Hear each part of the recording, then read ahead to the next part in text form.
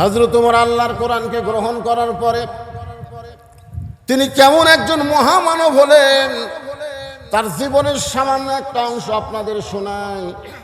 ছদ্মবেশে মদিনার অলি গলি ঘুরতেছেন, হঠাৎ হযরত ওমর দেখতে পায় দুই পাহাড়ের মাঝখানে একটা গিরিপথ। ওই গিরিপথের মধ্যে সুন্দরী একটা মেয়ে ধীর গতিতে হেঁটে হেঁটে চলতেছে। মেয়েটার সামনেও কোনো মানুষ নাই, পিছনেও কোনো মানুষ নাই। ওমর ফারুক বললেন, আল্লাহ, তোমার দুনিয়াতে এত সুন্দরী একটা মেয়ে। সুবহানাল্লাহ কন্যা। ওমর ফারুক বললেন, আল্লাহ, তোমার দুনিয়ায় এত সুন্দরী একটা মেয়ে। অনেক যুবক চিন্তা করতেছে, ওমর ফারুক মেয়েটার চেহারা দেখে সুন্দরী বলতেছে, কোরআন দিয়ে যখন দেশ চলবে তখন মেয়েদার চেহারা দেখে সুন্দরী বলবে না, মেয়েদার আপাদ মস্তক আল্লাহর আইন পর্দা যদি থাকে তাকেই আল্লাহর ইসলাম সুন্দরী বলবে। আপনাদের কাছে, যুবকদের কাছে আমার একটা প্রশ্ন হলো, তোমরা একটু বুঝাশোনা বলবা। আমি যে বলবো পর্দানিশী নারী যারা, তোমরা বলবা বিশ্ব সুন্দরী তারা। বলতে পারবে না? আজকে আমাদের যুবকদের চরিত্র নষ্ট করার পিছনে পরিমণির মতন কিছু বেহায়া নারী আছে। জোরে কোন কথা, ঠিক কথা কন না? একটা নারী ইচ্ছা করলে গোটা বাংলাদেশের যুবকের স্বপ্ন দোষ করে দিবে। স্বপ্ন দোষ কি মনে করতেছে? আজকে আমাদের যুবকেরা ইন্ডিয়ান হারবাল খোঁজে, ইন্ডিয়ান হারবাল দেওয়ালে যা খোঁজে, চিকন কিভাবে মোটা হবে। হ্যাঁ, আমি যুবকদের বলি, কোন বেপরদা নারীকে তোমার অন্তরে জায়গা দিও না। কোন বেপরদা নারী কোন নারী না, হলো পুরোপুরি বেশ্যা। জোরে বলেন কথা, ঠিক কিনা? এই জন্য সবাই স্লোগান দেবেন, আমার মায়েরা পর্দার অন্তর আছে না নাই? যখন আছে না নাই, একটা সঠিক স্লোগান দেবেন। আমি যেই বলবো পর্দানিশী নারী যারা, আপনার বলবেন বিশ্ব সুন্দরী তারা। পর্দানিশী নারী যারা, আর যেই বলবো বেপর্দা নারী যারা, আপনার বলবেন শিলা কলা তারা। বেপর্দা নারী যারা, আচ্ছা, একই গাছের কলা, এক গামলা শোষাওয়ালা, এক গামলা শিলা। আপনার বলেন তো টাকা দিয়ে কোনটা কিনবেন? কলালা বলতে তো ভাই একই গাছের ভাই, তুই কি কলা শিলা খাস না? শিলাই তো খাই, তাকে থেকে শিলা আছে, খালি লিবু আর খাবো। তখন খরিদ্দার বলতে তো ভাই তুই হোক পাগলা বাসু, আমি খাওয়ার আগেও খাসে। কলালা বলতেছে আল্লাহর শপথ কেউ খায়নি। ধুলা খাসে, মশা খাসে, মাছি খাসে, এটা কি আর খাওয়ার উপযুক্ত আছে? বেপর্দা নারী যারা, ব্রয়লার মুরগি তারা। করে বলেন কথা, ঠিক কিনা? সমাজের মধ্যে সবচাইতে খারাপ হলো বেপর্দা নারী, আমাদের যুবকদের চরিত্র নষ্ট করতেছে। ওমর ফারুক যে মেয়েটাকে দেখলেন পর্দানিশী সুন্দরী, মেয়েটার নিকটে গিয়ে বললেন, মা, এই দুই পাহাড়ের মাঝখানে তুমি ঘুরতেছো একা একা, তোমার সামনেও কোনো মানুষ নাই, পিছনেও কোনো মানুষ নাই, তোমার অন্তরে কি ভয় ডর লাগতেছে না? সঙ্গে সঙ্গে মেয়েটা বলে, পথিক, তুমি কি হযরত উমরকে চেনো? সুবহানাল্লাহ খবর না? মেয়েটা কাকে বলতেছে? হযরত উমরকে বলতেছে। পথিক, তুমি কি হযরত উমরকে চিনো? যেদিন উমর আল্লাহর আইন দিয়ে রাষ্ট্র চালায়, সেদিন থেকে পৃথিবীর এক প্রান্ত থেকে আর একটা প্রান্তে একটা মহিলা যাবে, ওই মহিলার কলিজায় কেবলমাত্র একমাত্র ভয় থাকবে কার? ইন্নামাল মুমিনুনা আল্লাযীনা ইযা যুকিরাল্লাহু ওয়াজিলাত কুলুবুহুম ওয়া ইযা তুলিয়াত আলাইহিম আয়াতুহু যাদাতুহুম ঈমানা ওয়া আলা রাব্বিহিম ইয়াতাওয়াক্কালুন। সেদিন ষোড়শী নির্জন পথে যাবে, কোনো জন কটু কথা কবে না।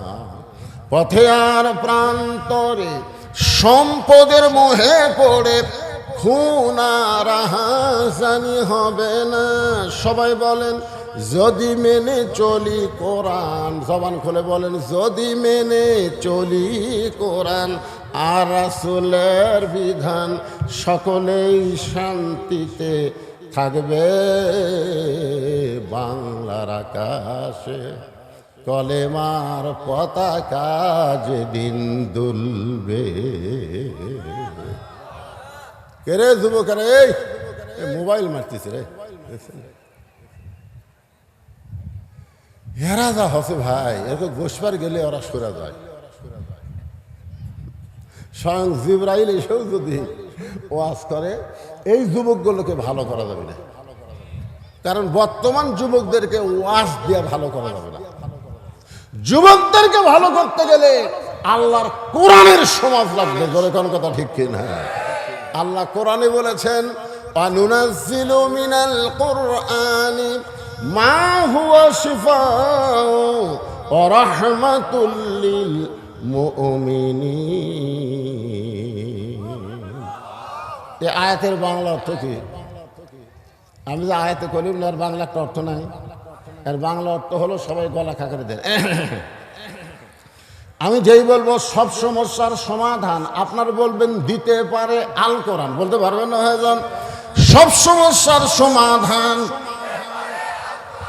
আজকে বর্তমান প্রধানমন্ত্রী 564টা মসজিদ বানাচ্ছে। একজন নেতা আমাকে বলতে, হুজুর গোটা বাংলাদেশের, গোটা পৃথিবীর কোনো প্রধানমন্ত্রী এত মসজিদ বানায়নি যেটা আমাদের বাংলাদেশের প্রধানমন্ত্রী বানাইছে। আপনি প্রধানমন্ত্রীর পক্ষে একটা কথাও বলেন না কেন? আমি তখন বললাম, প্রধানমন্ত্রী 564 মসজিদ কেন, 5 লক্ষ মসজিদ বানায়ও কোনো লাভ হবে না যতক্ষণ পর্যন্ত নামাজ কায়েমের আইন তৈরি না করবে। জোরে কোন কথা ঠিক কিনা? আজকে যদি নামাজ কায়েমের আইন তৈরি হয়, ওই যুবকগুলা ঘুরঘুর করবে, ঘুরঘুর করবে। কারণ একমাত্র নামাজই পারে, ইন্নাস সালাতা তানহানিল ফাহশাই ওয়াল মুনকার, একমাত্র নামাজই পারে মানুষকে যাবতীয় খারাপি থেকে বাঁচায় দিতে। আমাদের যুবকেরা যদি 5 ওয়াক্ত নামাজ পড়ে, ও জীবনে আর্জেন্টিনার পতাকা টাঙ্গাবে না, ও জীবনে ব্রাজিলের পতাকা টাঙ্গাবে না, ও কোনোদিন দরজা জানলা বন্ধ করে খারাপ ভিডিও দেখবে না। আর ইমাম বলবে, কেউ না দেখলেও আমাকে আল্লাহ দেখতেছে। জোরে কোন কথা ঠিক? আজকে নামাজ কায়েমের আইন নাই, মসজিদ বানাচ্ছে। সবাই খালি যায় আর দেখি মডেল মসজিদ রে, মসজিদ দেখার জন্যে।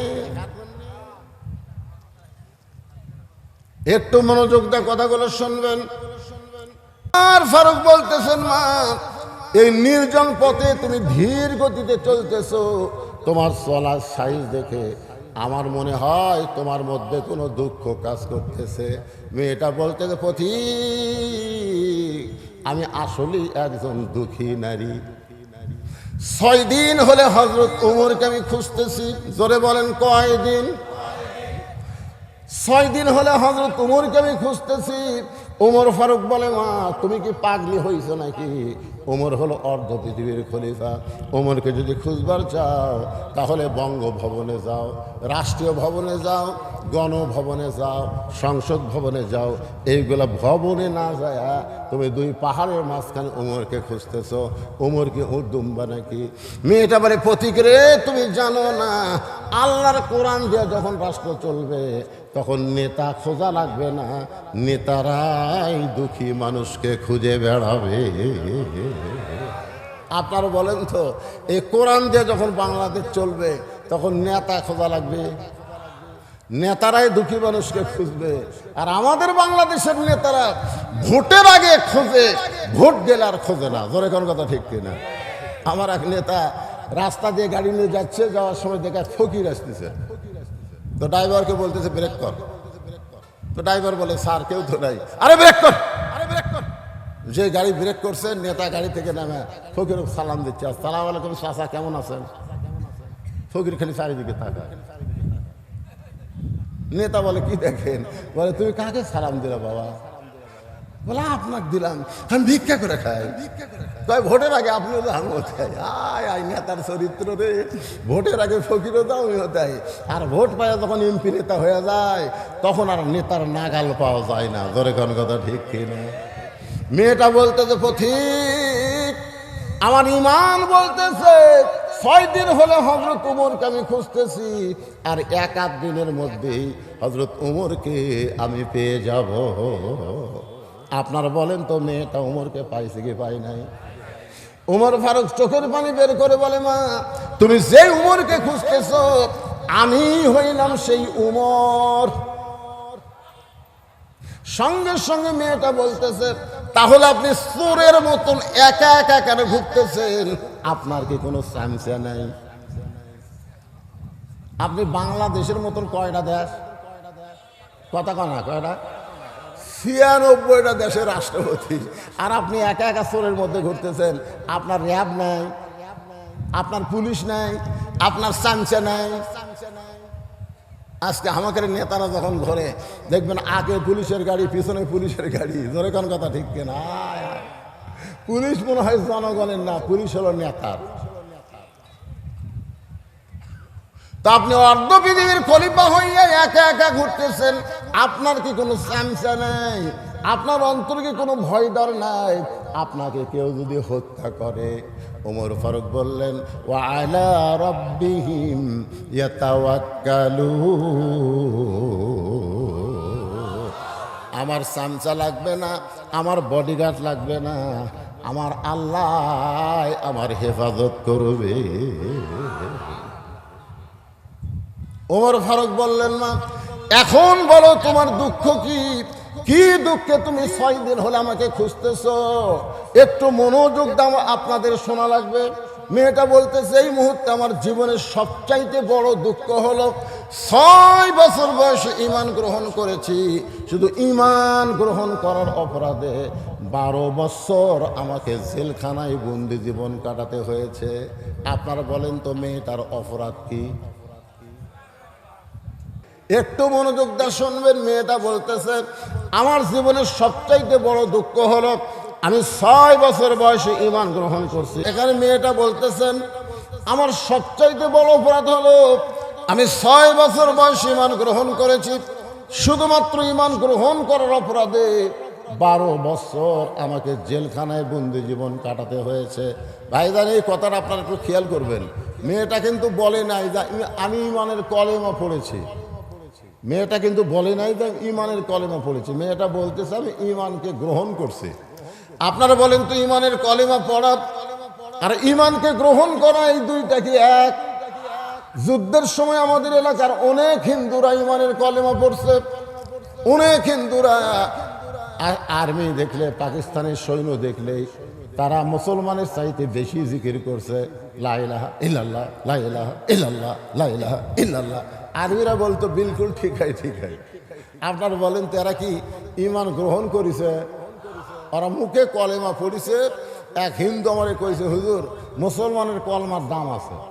তা আমি কইলাম, তুমি হিন্দু হয়ে মুসলমানের কলমার দাম কেমনে বুঝলে?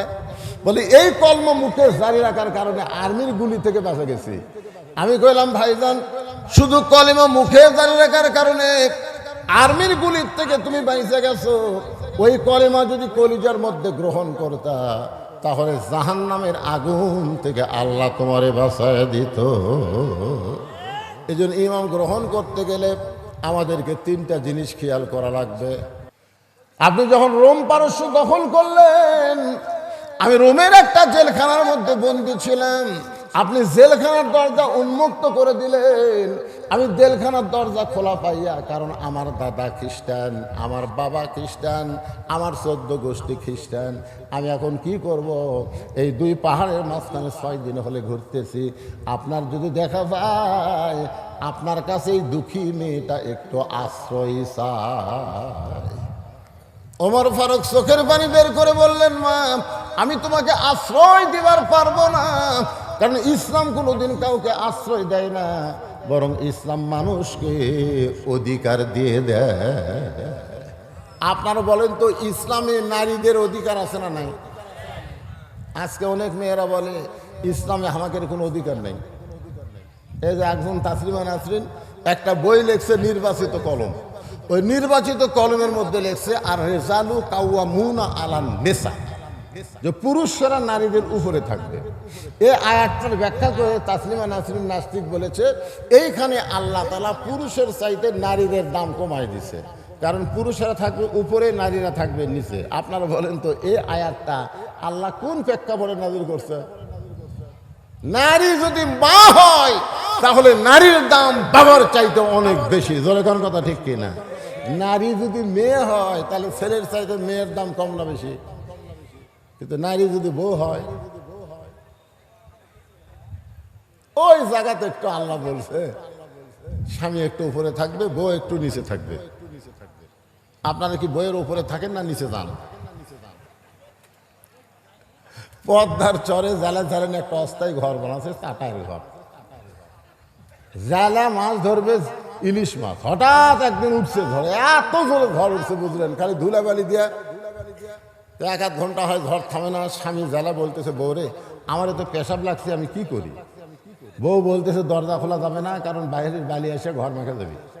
স্বামী বলতেছে তাহলে ঘরের মধ্যে পেশাব করি। বউ কই এত বড় মানুষ ঘরে পেশাব করলে দুর্গন্ধ হবে। স্বামী বলে তাহলে করি কি রে? বউ বলতেছে একটা কাম করেন, আপনি আমার কান্দর চড়েন, কান্দর চড়ে ওপরে তালায় একটা শুটিং করেন, আপনার যন্ত্র মোতাবেক শুটিং করে ওই শুটিং দিয়ে যন্ত্র বার করে পেশাব করেন। স্বামী পেশাব করার 1 ঘন্টা পর আর ঘর থামে না। বউ বলে আমার ওদের পেশাব লাগছে। স্বামী বলতে শুটিং তো করাই আছে, তুমি আমার কান্দে চলো, শুটিং দিয়ে পেশাব করো। এবার বউ স্বামীর কান্দে চলে পেশাব করে, পেশাব শুটিং দিয়ে বাইরে না যায়, স্বামীর বুক ভিজে যায়।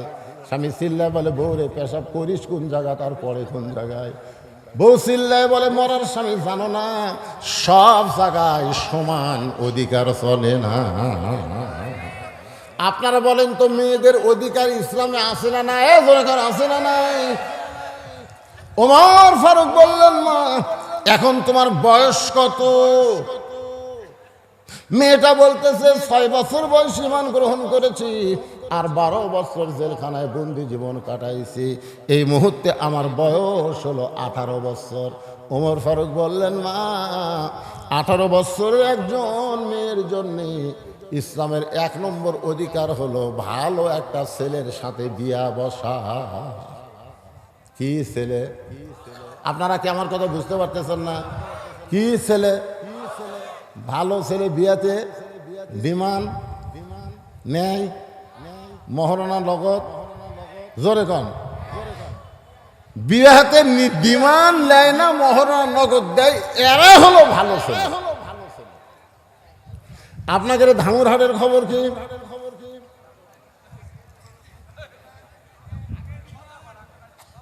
যে ব্যক্তি ডিমান্ড নিয়ে বিয়ে করে ওই যতইবার কবুল করুক আর বিয়া হয় না।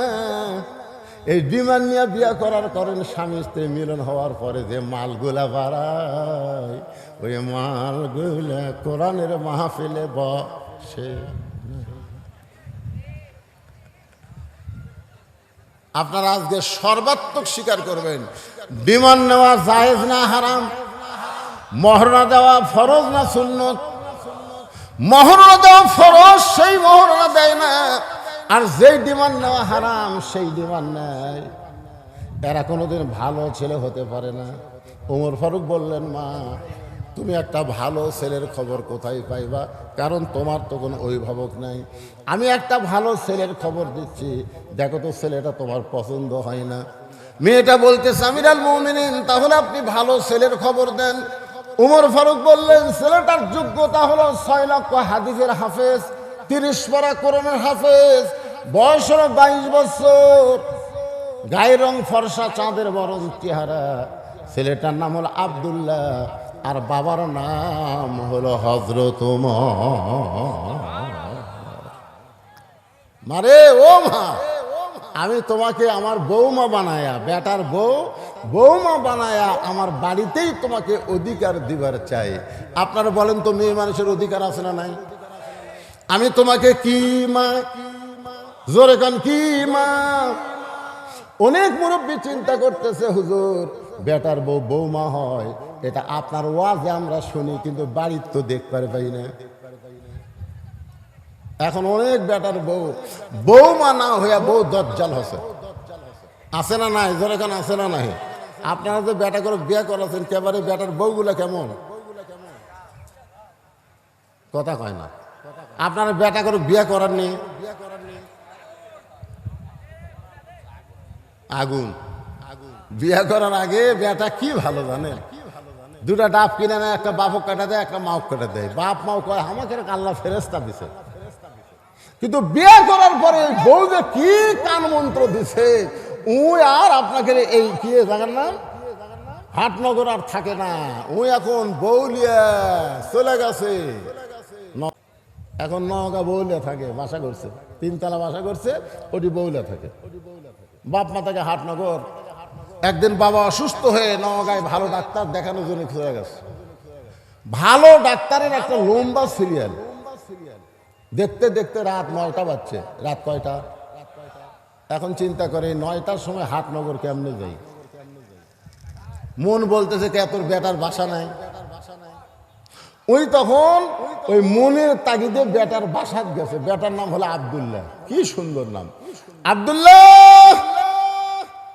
আব্দুল্লাহ বাসা টেকচুম করছে কে রে আমাকে সবাই সার করে ডাকে সাহেব করে ডাকে আমার নাম ধরে ডাকলে মরদ কে রে আপনারা বলেন তো সন্তান যত বড়ই সাহেব হোক নাম ধরে ডাকার মরদকে আব্দুল্লাহ দরজা খুলে তাকায় দেখে বাবা এতিমের মতন দাঁড়ায় আছে আব্দুল্লাহ বলে বাবা রাত 9টার সময় কারণ খবর কি বাপ বলতেছে আমার মন কখনো চাইনি তোর বাসা টাসা কিন্তু ডাক্তারের কারণে বাধ্য হয়ে আমাকে আসতে হলো আব্দুল্লাহ হাত ধরে বলতেছে বাবা এত রাগ কেন করছেন বাবা বাবা মনে মনে কয় রাগ তো তোর উপর করিনি তুই যে মালটা বিয়ে করছো রেস্ট রুমে এখন বাপকে বসায় দিয়ে আব্দুল্লাহ আস্তে আস্তে বউয়ের কাছে গেছে বউ যে ঘরে ঘুমায় আসে না চাদর দিয়ে ওই ঘরের মধ্যে যে আব্দুল্লাহ ফিস ফিস করে বলতেছে লক্ষ্মীটি সোনার ময়না বাবা আইছে কি হচ্ছে তোমার বাবা যখন আব্দুল্লাহ আব্দুল্লাহ করে ডাকলো আমি কি ঠসা আব্দুল্লাহ জোরহাত করে বলতেছে বাবা কোনোদিনও আসে না রে আজকে বিপদে আছে আর তুমি এইরকম করে ভাষা বাবার সামনে একটু খাবার দাও বউ বলতেছে আমার মাজা বেদনা করে পিঠ শিরশির করে পারলে তুমি দাও আব্দুল্লাহর বাপ কি আর কম চিল্লাই বলতেছে কে রে আব্দুল্লাহ তুই কি মনে করছিস আমি খাবার জন্য যাচ্ছি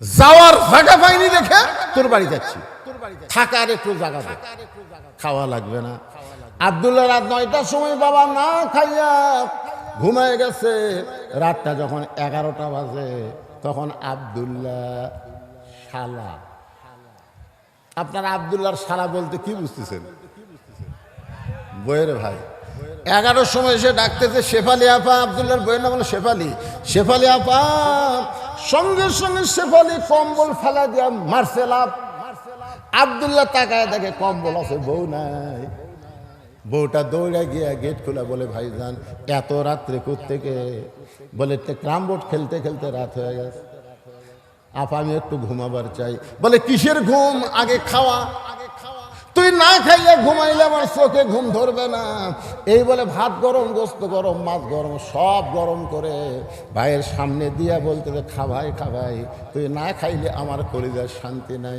আব্দুল্লাহ মনে মনে চিন্তা করে 9টার সময় আমার বাবা আইছে তখন তোর মাজা বেদনা করে পিঠ শিরশির করে আর 11টার সময় খাভাই খবর কি বার হয়ে দেখে 5 তরকারি গরম ভাত শালার মাথায় বইয়ের হাত কয় তরকারি 5 তরকারি গরম ভাত শালার মাথায় বইয়ের হাত খালি বারবার বলতেছে আর এক টুকরা খা ভাই তুই না খাইলে আমার কলজার শান্তি নাই আব্দুল্লাহ চুপি বাবা যেই ঘরে ঘুমায় ওই বাবার ঘরের জানলার কাছে 0 বাল্বের আলোতে তাকায় দেখে বাবার শুকনা মুখটা দেখতে পায় আব্দুল্লাহর চোখটা পানি পড়তেছে যেই বাবা নিজে না খাই আমাকে লেখাপড়া করাইছে যেই বাবা মাটির বিছনার থেকে আমাকে খাট বানায় দিছে আজকে আমার সেই দরদের বাপ না খাই আছে আর সামনে 5 তরকারি গরম ভাত, আমার কি কিছুই করণীয় নেই? সঙ্গে সঙ্গে আল্লাহর কোরআন বলতেছে, আল্লাযী খালাকাল মাউতা ওয়াল হায়াতা লিয়াবলুয়াকুম আইয়ুকুম আহসানু আমালান ওয়া হুয়াল আজিজুল গফুর। আল্লাহু আকবার, আল্লাহ। আব্দুল্লাহ রে, তোর মৃত্যুর হায়াতকে আমি আল্লাহ সৃষ্টি করেছি পরীক্ষা করার জন্য। সুন্দর আমল করতে হবে। আল্লাহ কোরআনে বলেছে, ওয়াকাযা রাব্বুকা আল্লা তা'বুদু ইল্লা ইয়্যাহু ওয়া বিল ওয়ালিদাইনি ইহসানান। আল্লাহর পরেই হলো বাপ মা। তোর সেই বাপ না খেয়ে ঘুম পাড়তেছে, তোর শালার সামনে 5 তরকারি গরম ভাত, তোর কি করার কিছুই নাই? আল্লাহর কোরআন ঈমান জাগায় দিয়েছে। জোরে কান সুবহানাল্লাহ। গোটা বিশ্বের মানুষকে ঈমানকে জাগাইতে পারে সেই কিতাবের নাম কি? আব্দুল্লাহ চিন্তা করে, ভাই কোরআন যত ঈমান জাগা দেখ রে, বর্তমানে নারী নির্যাতনের কেস আছে, মরদ নির্যাতনের কোনো কেস নেই। আমি কি করি? বিবেক বলতেছে করার কিছুই নাই। তোর বাড়ি খুঁজা দেখে আটা বলা উটি বলা একটা বেলান আছে, দেখ দেখ, করার কিছু নেই পাগলা। ওই খুঁজা দেখে উঠি বলা একটা বেলান আছে, ওই বেলান হাতে নিয়ে চিন্তা করতেছে কি করব। বিবেক সবচাইতে বড় আদালত। বিবেক বলতেছে তোর বউ তো তোর শালাক ভাত খিলাচ্ছে, কোনো দিকে খেয়াল নাই। কারণ মেয়ে মানুষেরা যখন তার বাপের আত্মীয় আসে তখন আর অন্য কোনো দিকে খেয়াল থাকে না, একটাই খেয়াল, খালি তারা বাপের আত্মীয়। জোরে কোন কথা ঠিক কিনা? এখন যে হারে খিলাচ্ছে ওর তো কোনো খেয়াল নাই।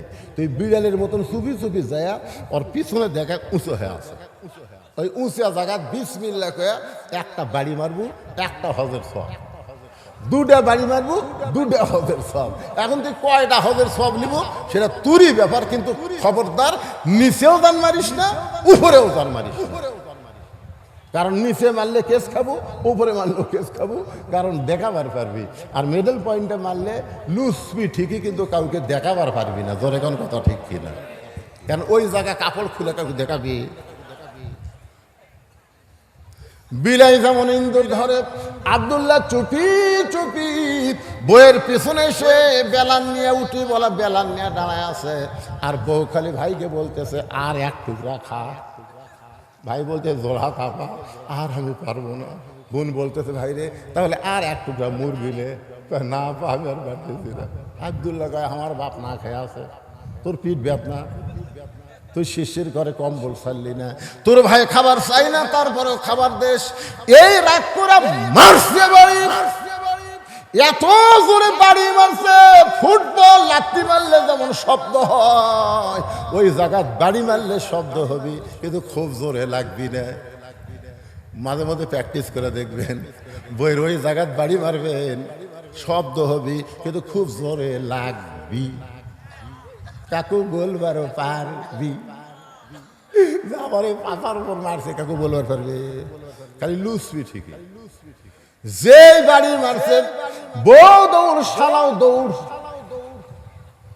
শালা চিল্লায় বলে দুলা ভাই এত রাত্রে আমার বোনকে মারলেন কেন? আব্দুল্লাহ চোখের পানি বের করে বলে তোর বোন আমার কে হয়? তোর বোন আমার কে হয়? তোর বোনকে আমি এত ভালোবাসি, হাটনগর বাপ মাকে বাদ দিয়ে আমি নগা শহরে শুধু তোর বোনের জন্য একটা বাসা বানাইছি। কারণ বউকে ভালোবাসার কথা ইসলামে আছে না নাই? এজন্য ভালোবাসার কথা ইসলামে আছে না নাই? আল্লাহ নবী ঘরের মধ্যে বসে আছে, এমন সময় উম্মাহাতুল মা আয়েশা রাদিয়াল্লাহু তাআলা আনহা, আমাদের উম্মা, আমাদের মা ঘরের মধ্যে ঢুকছে। নবী বসে আছেন, মা আয়েশা ঘরের মধ্যে ঢুকছে, সঙ্গে সঙ্গে নবী দাঁড়িয়ে গেলেন। মা আয়েশার সম্মানে নবী দাঁড়ালেন না, নবী দাঁড়ায়া দরজা বন্ধ করে দিলেন, জানলা বন্ধ করে দিলেন। আয়েশা বলে ইয়া রাসূলুল্লাহ, আমি ঘরে আসার সাথে সাথে আপনি দরজা বন্ধ করলেন, জানলা বন্ধ করলেন, আমার দেহ থর থর করে কাঁপতেছে। রাসূল বলে কি কারণে তোমার দেহ কাঁপে? বলে আপনার জুতার পরশে আল্লাহর আরশ ধন্য হয়ে গেছে। হুজুর যদি কোনো বেয়াদবি হয় এই কারণেই আমার দেহ কাঁপতেছে। রাসূল বলে আয়েশা, একজন নবীর জুতার পরশে আল্লাহর আরশ ধন্য মনে হয়েছে একজন নবীর জুতার পরশে। আয়েশা বলে, হুজুর আপনি তো সেই নবী। রাসূল বলে, যতক্ষণ দরজা খোলা ছিল ততক্ষণ আমি নবী ছিলাম, কিন্তু যেই দরজা বন্ধ হয়েছে আমি আর নবী নয়, আমি হলাম স্বামী আর তুমি আমার বিবি। বউকে আদর করার কথা ইসলাম আছে না নাই? নবী বলতেছেন একজন নবীর জুতার পরশে আল্লাহর আরশ ধন্য হয়েছে। আয়েশা বলে, আপনি তো সেই নবী। রাসূল বলে, আমি নবী ছিলাম রে যতক্ষণ দরজা খোলা ছিল, এখন দরজা বন্ধ, কিসের নবী রে? আমি হলাম স্বামী, তুমি আমার বিবি, আসো আসো। মা আয়েশা দৌড়ে এসে স্বামীর বুকে মাথা দিয়ে কয়, আল্লাহ, এতদিন জানতাম আমার নবী বিশ্ব নবী, আজকে দেখতেছি আমার নামই হলেন 1 নম্বর স্বামী।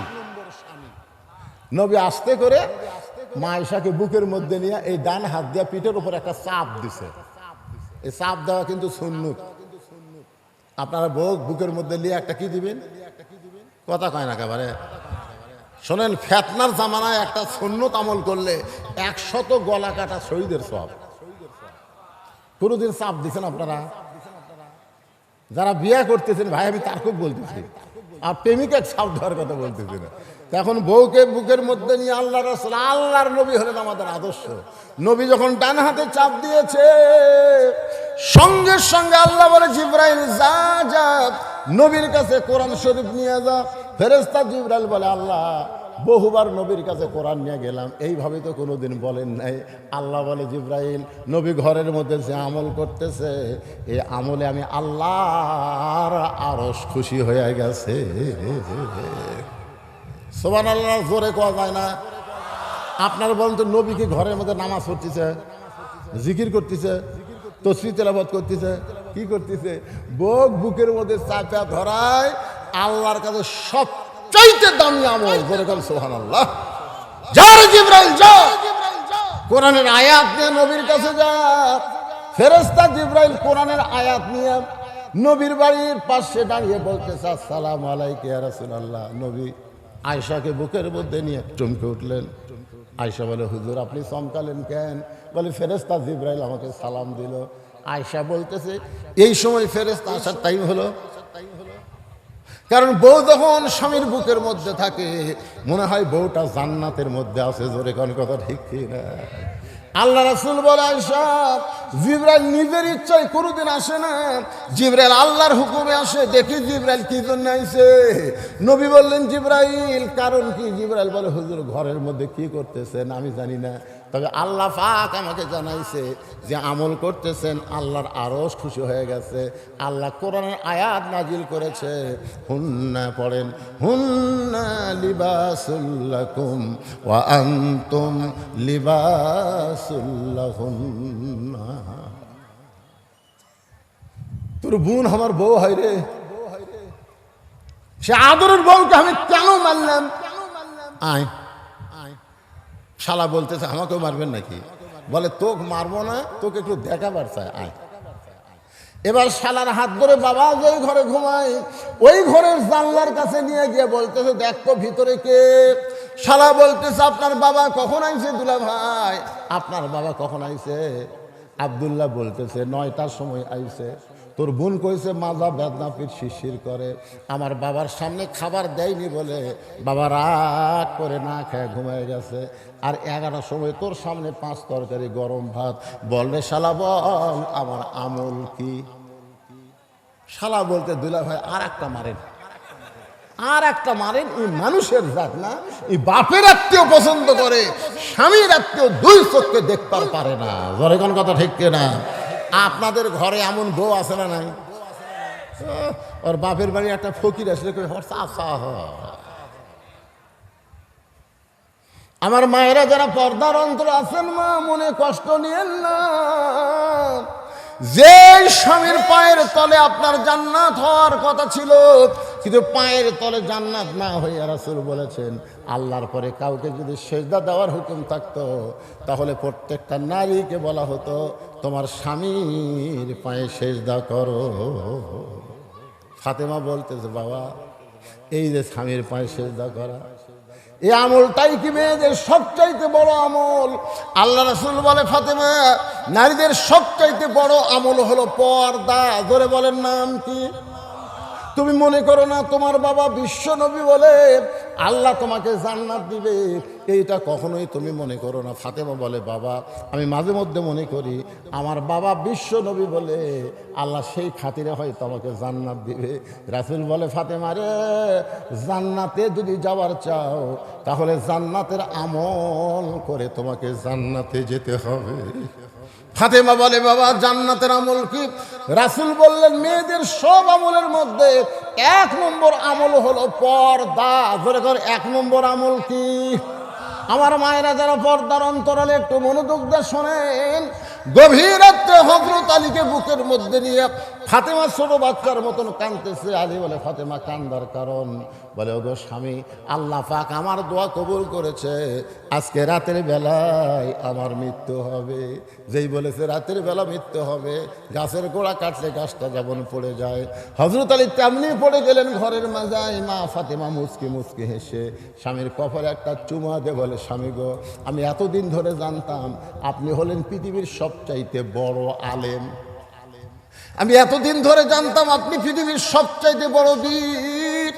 মরার খবর শুনে আপনি কেন কাঁদতেছেন? কারণ দুনিয়াতে মানুষ এসেছে থাকার জন্যে না, মানুষ এসেছে যাওয়ার জন্যে। আপনারা বলেন তো, 2 জন চাষটালে গল্প করতেছে, অমুকের ফাঁসি হলো রে, অমুকের ফাঁসি হবি। আমি দৌড়া গিয়ে বললাম, কে ভাই, তোমরা যে গল্প করতেছো অমুকের ফাঁসি হলো, অমুকের ফাঁসি হবি, তোমার যে মৃত্যু হবি, যেই কছি তোমার মৃত্যু হবে, চুম করছি। চমকে উঠলে কেন? কারণ ফাঁসির তারিখ আছে, মরার কোনো তারিখ। আপনারা বলেন তো, আমাদের কোনো তারিখ আছে? কে কবে মরবেন এইটাকে আপনারা জানেন?